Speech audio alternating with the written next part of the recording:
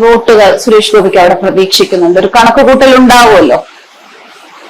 3,80,000 മുതൽ 4.5 ലക്ഷം വരെ, 4.25 മുതൽ 4.5 വരെ, ഏറ്റവും അതായത് മിനിമം 3.85. സെൻട്രൽ ഗവൺമെന്റിനുമായി ലിങ്ക് ചെയ്യാൻ പറ്റുന്ന ഒരു ഏറ്റവും നല്ല അംബാസിഡർ അത് അദ്ദേഹമാണ് എന്നൊരു ധാരണ ആ ഒരു പ്രധാനമന്ത്രിയുടെ ഇടപെടലിലൂടെ രൂപപ്പെട്ടിട്ടുണ്ട്. അപ്പൊ അത് അദ്ദേഹത്തിന്റെ വോട്ടിംഗ് പെർസെന്റേജ് അനുകൂലമായി വർദ്ധിപ്പിക്കാനുള്ള ഒരു പ്രധാനപ്പെട്ട ഘടകമാണ്. BJP പ്രവർത്തകരുടെ മാത്രമല്ല, കേരളത്തിലെ സകല മലയാളികളുടെയും ഒരു ശ്രദ്ധാകേന്ദ്രമായി മാറിയ മണ്ഡലമാണ് തൃശൂർ. ആ തൃശൂരിന്റെ തെരഞ്ഞെടുപ്പ് സ്പന്ദനങ്ങൾക്ക് ചുക്കാൻ പിടിച്ച വ്യക്തി BJPയുടെ സഹപ്രഭാരി ശ്രീ രാധാകൃഷ്ണ മേനോനാണ് ഇപ്പോൾ എന്റെ കൂടെ ഉള്ളത്. അദ്ദേഹത്തോട് എന്തുകൊണ്ടും നമുക്ക് തൃശ്ശൂരിലെ വിജയ സാധ്യതകളെ കുറിച്ച്, സുരേഷ് ഗോപിയുടെ ആ ഒരു പെർഫോമൻസിനെ കുറിച്ചൊക്കെ ചോദിക്കാനുള്ള ഒരു അവസരം ലഭിച്ചിരിക്കുകയാണ്. ഇനിയിപ്പോ നമുക്കറിയാം ഏതാനും മണിക്കൂറുകൾ മാത്രമേ ഉള്ളൂ ഫലം പുറത്തു വരുന്നതിന്. അതുകൊണ്ട് തന്നെ എല്ലാ മലയാളികളും ഉറ്റുനോക്കിക്കൊണ്ടിരിക്കുന്ന ആ മണ്ഡലത്തിലെ വിശേഷങ്ങൾ നമുക്ക് അദ്ദേഹവുമായി ചോദിക്കാം. നമസ്തേ സർ. ഓപ്പറേഷൻ ലോട്ടസ് എന്ന ആ ഒരു സംരംഭത്തിന്റെ ചുക്കാൻ പിടിച്ച വ്യക്തി, തൃശ്ശൂരിലെ തെരഞ്ഞെടുപ്പിന്റെ ചുക്കാൻ പിടിച്ച വ്യക്തി, തൃശ്ശൂരിലെ സാമുദായിക വോട്ടുകളെ BJPക്ക് അനുകൂലമാക്കി തീർക്കാൻ ശ്രമിച്ച വ്യക്തി, അങ്ങനെ ഒട്ടേറെ വിശേഷണങ്ങളാണ് തിരഞ്ഞെടുപ്പ് കഴിഞ്ഞപ്പോൾ അങ്ങയെക്കുറിച്ച് പുറത്ത് കേൾക്കുന്നത്. എങ്ങനെ ഉണ്ടായിരുന്നു ആ ഒരു സമയം, ഇലക്ഷന് വേണ്ടി പ്രചരണം നടത്തിയ ആ ഒരു സമയം? സാധാരണഗതിയിൽ ഒരു 5 വർഷം നമ്മൾ സംഘടനാ പ്രവർത്തനം നടത്തി. ഈ 5 വർഷത്തെ സംഘടനാ പ്രവർത്തനത്തിന്റെ റിസൾട്ട് കാണുന്നത് തെരഞ്ഞെടുപ്പില് വെട്ടിക്കുമ്പോൾ കിട്ടുന്ന വോട്ട് എത്രയാണ്, എണ്ണമല്ല വിജയവും. കാരണം വിജയവും പരാജയമാണല്ലോ തെരഞ്ഞെടുപ്പിലുള്ളത്.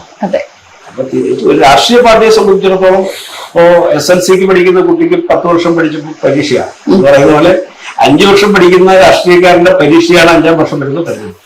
തീർച്ചയായിട്ടും ആ തെരഞ്ഞെടുപ്പിൽ വിജയിക്കുക എന്നുള്ളതാണ് തൃശ്ശൂരിനെ സംബന്ധിച്ച്. ആ വിജയിക്കാനുള്ള പരിശ്രമം BJP കുറച്ച് നേരത്തെ ആരംഭിച്ച സ്ഥലമാണ്. കഴിഞ്ഞ തെരഞ്ഞെടുപ്പില് വിജയത്തിന്റെ അടുത്തെത്തിയതാണ്. ഏതാണ്ട് ഒരു 15-18 ദിവസത്തെ പ്രവർത്തനത്തിനാണ് അന്നും സ്ഥാനാർത്ഥിയായി വന്ന ശ്രീ സുരേഷ് ഗോപിക്ക് അവിടെ സമയമില്ല. ആ ചുരുങ്ങിയ സമയത്തിനുള്ളിൽ അദ്ദേഹം വലിയൊരു പെർഫോമൻസ് അവിടെ നടത്തി. 3 ലക്ഷത്തോളം വോട്ടുകൾ അന്ന് തന്നെ കിട്ടി. അപ്പൊ ഞങ്ങളെ സംബന്ധിച്ച് ഈ തെരഞ്ഞെടുപ്പിൽ ആ 3 ലക്ഷത്തെ ഒരു 4 ലക്ഷമോ 4.5 ലക്ഷമോ ആക്കി മാറ്റിയ വിജയം ഉറപ്പാണ് എന്നുള്ള ഒരു വിലയിരുത്തലിൽ മുൻകൂട്ടി സംഘടനാ പ്രവർത്തനത്തെ അവിടുത്തെ ജില്ലാ കമ്മിറ്റിയും സംഘടനാ സംവിധാനവും രൂപപ്പെടുത്തിയിട്ടുണ്ട്. അപ്പൊ അതിന്റെ കൂടി ഒരു വിജയം തെരഞ്ഞെടുപ്പിന് ശേഷം ഉണ്ടാവും.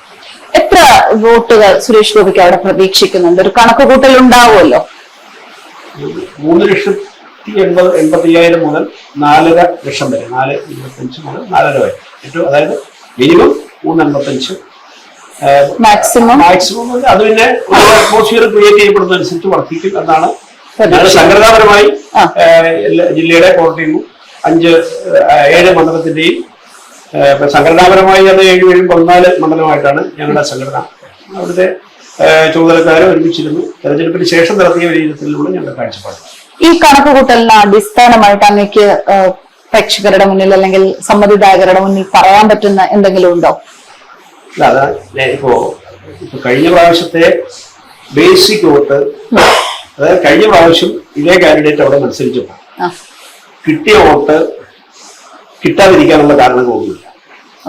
ഒന്ന്, അപ്പൊ ആ വോട്ട് ബേസ് വോട്ടായിട്ടുണ്ട്. കാരണം അദ്ദേഹം തന്നെ സ്ഥാനാർത്ഥി. പിന്നെ അതിനുശേഷം വർദ്ധിച്ച വോട്ടുണ്ട്. അതേപോലെ അദ്ദേഹത്തിന് ഈ കാലഘട്ടത്തിനിടയിലുള്ള അദ്ദേഹത്തിന്റെ ആ പ്രദേശത്തെ ജനങ്ങളുമായിട്ടുള്ള ബന്ധം, സമൂഹത്തിലെ പ്രവർത്തനങ്ങൾ, അങ്ങനെ വിവിധ ഇഷ്യൂകളുടെ പശ്ചാത്തലത്തിൽ ലഭ്യമാവേണ്ടുന്ന വോട്ടുകൾ. അപ്പൊ അങ്ങനെ കാൽക്കുലേറ്റ് ചെയ്യുന്ന സമയത്ത് അവിടെ ഈ ബാങ്കുകളുമായി ബന്ധപ്പെട്ട അഴിമതി ഏറ്റവും കൂടുതൽ ബാധിച്ച പ്രദേശം, അല്ലെങ്കിൽ ചർച്ച ചെയ്യപ്പെട്ട പ്രദേശം ബാധിച്ചിട്ടുണ്ടാവും.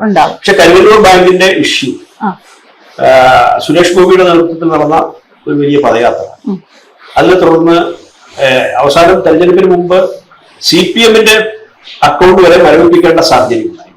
ഒരു രാഷ്ട്രീയ പാർട്ടിയിലെ ബാങ്ക് അക്കൗണ്ട് മരവിപ്പിക്കുന്ന സാഹചര്യം.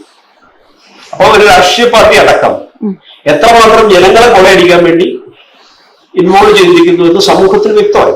അത് വെളിപ്പെടുത്താൻ സുരേഷ് ഗോപിക്ക് സാധിച്ചു. അതായത് അദ്ദേഹമാണ് അതിനൊരു നിമിത്തമായ അതിന്റെ ഒരു പ്രക്ഷോഭത്തിന് ചുക്കാൻ പിടിച്ചു, നേതൃത്വം കൊടുത്തു, അവിടുത്തെ ആളുകൾക്ക് ആശ്വാസമായി.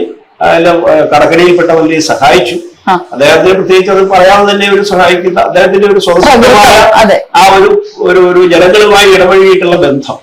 അപ്പൊ ഇതെല്ലാം ചേരുമ്പോ അത് തെരഞ്ഞെടുപ്പിന് മുമ്പായി തന്നെ കഴിഞ്ഞ കാലത്ത് ഉണ്ടായിരുന്നതിന്റെ തുടർച്ചയായി അദ്ദേഹത്തിന്റെ ബഹുജന അടിത്തറയും അദ്ദേഹത്തിന് പിൻബലവും നൽകിയ ഒരു വലിയ ഘടകമാണ്. കാരണം അവിടെ ഈ തരത്തിൽ പണം നഷ്ടപ്പെട്ട ആളുകൾ കരുവന്നൂർ ബാങ്ക് മാത്രമല്ല, നഷ്ടപ്പെട്ടു എന്ന് കരുതി ഇപ്പൊ ചർച്ച ചെയ്യപ്പെടാതെ തന്നെ പണം ഇട്ടിട്ട് വിടാതിരിക്കുന്നവര്, ഇനി കിട്ടുമെന്ന് ഉത്കണ്ഠപ്പെട്ടിരിക്കുന്നവര്, ചെല്ലുമ്പം വിഡ്രോ ചെയ്യാൻ സാധിക്കാത്തവര്, അങ്ങനെ ഒരു വലിയ ഒരു ആൾക്കൂട്ടം തന്നെ അവിടെ ഉണ്ടാവും പുറത്ത് ഇറങ്ങിയാൽ. അപ്പൊ ആ നിലയിലാണ് ആ ഒരു ബാങ്ക് മാത്രമല്ല ഒട്ടേറെ ബാങ്കുകളുമായി ബന്ധപ്പെട്ട് കേരളത്തിലുള്ള ഒരു സിറ്റുവേഷൻ. അപ്പൊ അങ്ങനെയുള്ളവരുടെ ആശങ്ക പരിഹരിക്കാൻ തീർച്ചയായിട്ടും സാധിക്കുന്നത് സുരേഷ് ഗോപിയെ പോലെയുള്ള ഒരു ജനപ്രതിനിധിയും കേന്ദ്രത്തിന്റെ നരേന്ദ്രമോദിയുടെ സർക്കാരിനും മാത്രമാണ് എന്ന് സഹകാരികൾക്ക് ബോധ്യപ്പെട്ട കാലഘട്ടം കൂടിയാണ്. പ്രത്യേകിച്ച് തെരഞ്ഞെടുപ്പിന്റെ ഏതാണ്ട് ഒരു അടുത്തടുപ്പിച്ച് തന്നെയാണ് നമ്മുടെ തൊട്ടപ്പുറത്തുള്ള സരസു എന്ന സ്ഥാനാർത്ഥിയുമായി മോദിജി നേരിട്ട് ഫോണിൽ സംസാരിച്ചു. ഇതേ വിഷയം ഇന്ത്യയുടെ പ്രധാനമന്ത്രി ഉയർത്തുന്ന തരത്തിൽ ഉള്ള ഒരു ഫോൺ സംഭാഷണമാണ്. തീർച്ചയായിട്ടും അതൊക്കെ അവിടുത്തെ സഹകാരികളായിട്ടുള്ള ആളുകൾക്ക്, അതുമായി ബന്ധപ്പെട്ട് പണം നഷ്ടപ്പെട്ടവർക്ക്, അവർക്കെല്ലാം വലിയ പ്രതീക്ഷ നൽകിയ കാര്യമാണ്. അപ്പൊ അത് കഴിഞ്ഞ പ്രാവശ്യം ഉണ്ടായിരുന്നതിൽ നിന്നും ഒരു സുരേഷ് ഗോപിയുടെ വോട്ടിംഗ് പെർസെന്റേജിൽ ഒരു വർധനവിനുള്ള ഒരു പ്രധാനപ്പെട്ട കാരണമാണ് അത്. അതിനു പുറമെ ഇപ്പോ നരേന്ദ്രമോദി നേരിട്ട് അവിടെ വന്ന് നടത്തിയിട്ടുള്ള പ്രചരണം, അദ്ദേഹം 2 പബ്ലിക് പ്രോഗ്രാമിൽ, അതിനെപ്പറ്റി ഈ തെരഞ്ഞെടുപ്പ് വരുന്നതിന് മുമ്പ് ഏതാണ്ട് വർഷങ്ങൾ, ഈ കഴിഞ്ഞ തെരഞ്ഞെടുപ്പിന് ശേഷം ഇതിനു മുമ്പ് തൃശ്ശൂർ, അപ്പൊ തൃശ്ശൂരിനോട് അദ്ദേഹം കാണിക്കുന്ന ഒരു അറ്റാച്ച്, പ്രത്യേകിച്ച് സുരേഷ് ഗോപിയോട് ഒരു സ്ഥാനാർത്ഥി എന്നുള്ള നിലയിലും അതല്ലാതെ വ്യക്തിപരമായി അദ്ദേഹത്തിന്റെ മകളുടെ വിവാഹത്തിൽ അടക്കം നേരിട്ട് പങ്കെടുത്തുകൊണ്ട് പ്രധാനമന്ത്രി പ്രകടിപ്പിച്ചിട്ടുള്ള ഒരു താല്പര്യം. അപ്പൊ തീർച്ചയായിട്ടും ഇന്ത്യ ഭരണ തുടർച്ച ഭാരതത്തിലുണ്ടാകുന്ന ലോകത്തിൽ ആർക്കും സംശയമില്ല ആ ഒരു അന്തരീക്ഷമാണ്. അപ്പൊ അങ്ങനെയുള്ള ഒരു അന്തരീക്ഷത്തിൽ ആ ഭരണ തുടർച്ചയിൽ അതിന്റെ ഭാഗമാവാനും അതല്ലെങ്കിൽ ആ ഭരണവുമായി ബന്ധപ്പെട്ട പ്രശ്നപരിഹാരവും ഒക്കെ ആഗ്രഹിക്കുന്ന ധാരാളം ആളുകളുണ്ടല്ലോ നമ്മുടെ നാട്ടിൽ. കക്ഷി രാഷ്ട്രീയ ഭേദമന്യേ സെൻട്രൽ ഗവൺമെന്റിനുമായി ലിങ്ക് ചെയ്യാൻ പറ്റുന്ന ഒരു ഏറ്റവും നല്ല അംബാസിഡർ അത് അദ്ദേഹമാണ് എന്നൊരു ധാരണ ആ ഒരു പ്രധാനമന്ത്രിയുടെ ഇടപെടലിലൂടെ രൂപപ്പെട്ടിട്ടുണ്ട്. അപ്പൊ അത് അദ്ദേഹത്തിന്റെ വോട്ടിംഗ് പെർസെന്റേജ് അനുകൂലമായി വർദ്ധിപ്പിക്കാനുള്ള ഒരു പ്രധാനപ്പെട്ട ഘടകമാണ്. ഇന്ത്യൻ പ്രധാനമന്ത്രിയുമായി അത്രയും അടുപ്പം കേന്ദ്ര സർക്കാരിന്റെ അതൊരു വലിയ ഘടകമാണ്.